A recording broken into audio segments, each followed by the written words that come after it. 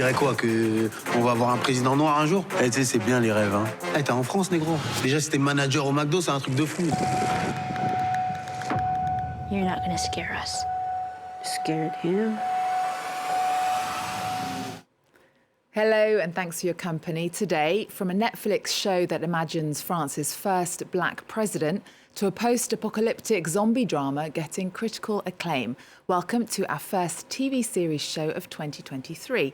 And our TV critic, Dheepthika Laurent, is here to take us through all the hottest shows of the month and the year. And let's start with a show that's already one of the most talked about this year. It's called Kaleidoscope, and it's on Netflix. That's right, Eve. Kaleidoscope is centered on Leo Pape. He's a seasoned money thief who's putting together a team for the heist of the century, stealing $7 billion in bearer bonds from an underground vault during a major storm. If it sounds familiar, it's because it's loosely based on the true story of $70 billion that went missing from Wall Street during Hurricane Sandy. This show, Kaleidoscope, has gone viral because of its unique non-linear viewing experience, which basically means all the episodes can be viewed in any order, and when you watch in any order, it changes your perspective on these criminals and on the heist itself. Take a look. This is the most secure vault in the United States, maybe in the world. We as human beings have a tendency to assume. Our brains are always looking to be one step ahead. Because of that, we start to think we know what someone's thinking or where they're going. This show breaks that convention and will help us to come back to the present and wait for the answer. So mathematically, Eve, there are over 5,000 ways of watching the first 7 episodes because Wow. That's a lot. That's a lot of TV as well.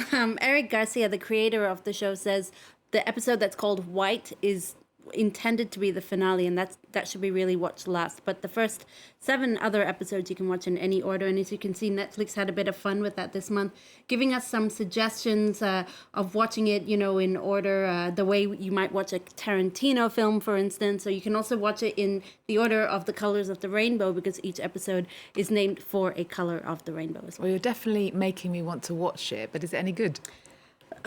It is. Look, Giancarlo Esposito, on the back of his amazing performance in Better Call Saul, does his best to carry the show, and he brings a lot of emotion and nuance to his character as a ringleader. I do feel like the whole viewing experience, though, sort of overshadows the show itself, which does feel a little bit derivative at times. It's not to say it's not worth watching. It's just that it's an interesting concept. The show is entertaining.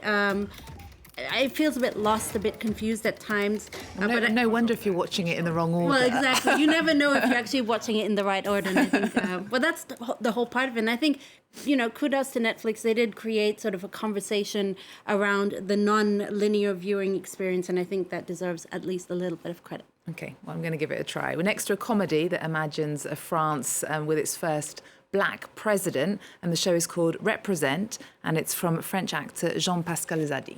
That's right. This show, En Place in French, or Represent in English to the English-speaking audience, is set in the gritty French suburbs, very much the antithesis of another show set in Paris, like Emily in Paris. This show centers on a community youth leader. His name is Stéphane Blais. He's from, as I said, the impoverished outer suburbs. And he ends up becoming a finalist in the hotly contested French presidential election centered on race, immigration, and the stereotype of those living in the suburbs. Well, it sounds a little familiar. Let's take a look at En Place, out on Netflix. Je veux faire de toi le prochain président de la France. T'en as pas marre de tous ces blancs politiques qui nous ont fatigués. Y a personne qui nous représente, tu vois, des gars comme nous. T'es noir, toi? Parce que tu fais turc, mon pote. Hein? Stéphane Bell est animateur dans une MJC de quartier. On peut dire qu'il ne s'est pas privé de renvoyer Éric Andry dans les cornes. Y a pas un gars que je connais ici qui est pas prêt à se relever les manches. Mais ça sert à quoi de se relever les manches s'il faut baisser son froc? Kind of feels like the show would have been better released maybe a year ago during or just before the French presidential elections. Now, what's nice is that it shows off the banlieue, but it also shows off the rural parts of France, also who feel often abandoned by French politicians. This is a very local production. There's a lot of recognizable faces for a French audience, not so much for an international audience, which could be a good thing because it's being put on the Netflix platform to sort of give that international perspective. It stars Jean-Pascal Zadi, who actually won the César, France's Oscars, of course, for the most promising actor in 2021. It also stars Belgian comedian Benoit Poelvoorde, Marina Foïs, and Eric Juder. So what did you make of it?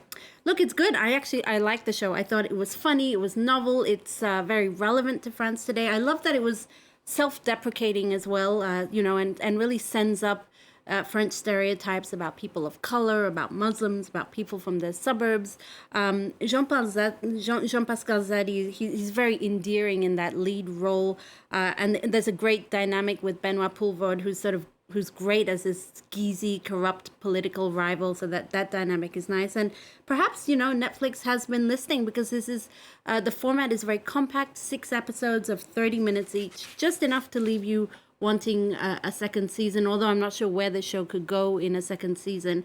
The one thing is I'm not sure how it'll play on an international audience because it is very French. The references are very French. On the other hand, the theme of political cynicism and idealism could be enough to sort of entice an international audience. Also 30 minutes because there's so much to watch. That sounds perfect to me. And 2023 is shaping up to be another rich year in the world of television. Take us through some of the most anticipated and returning shows of the season. Well, there are a lot of good new shows in early 2023. You have Liaison. This is one we'll certainly be talking about. It's out. It'll be coming out on Apple TV+. It's a French-English production starring Vincent Cassel and Eva Green. It's described by Apple TV Plus as a contemporary thriller where espionage and political intrigue play out against the story of passionate love. So it sounds intriguing, at least. I think this year will also be another stellar year for K-dramas, South Korean dramas, and perhaps branching out from the horror genre. You've got Crash Course in Romance that's out on Netflix this month, starring Cannes Film Festival Best Actress Jeon Do-yeon in a rare romantic comedy role which tackles the competitive world of private education in South Korea. I'm also looking forward to The Worst of Evil on Disney+.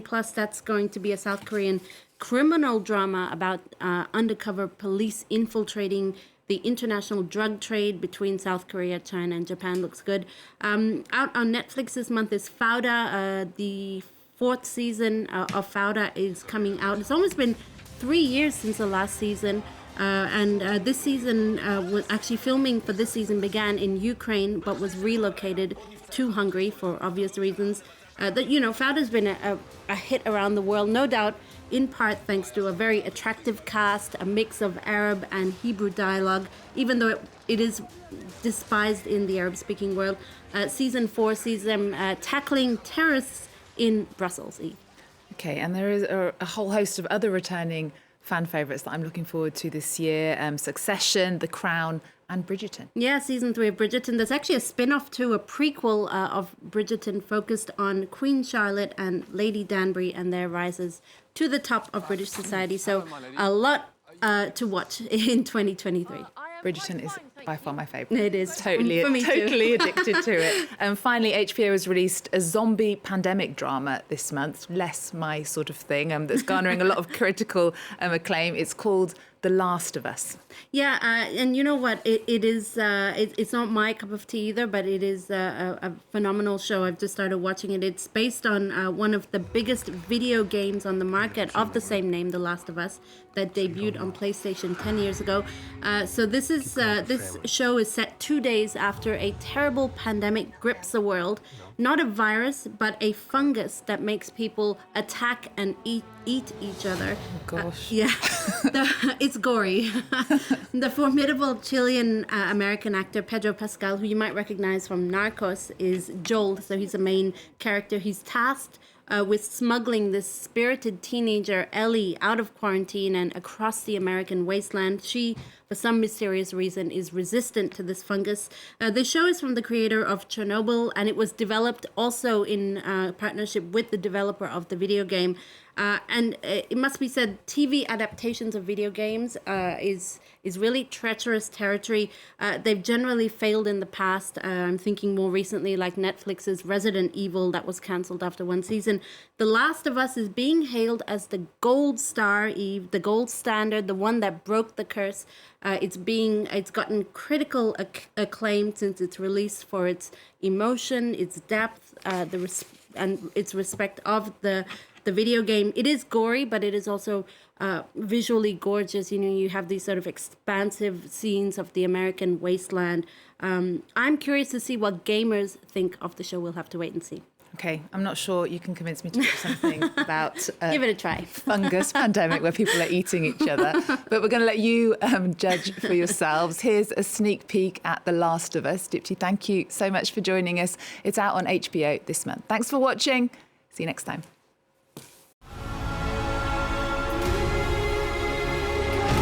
You might not be her father, but you're someone's.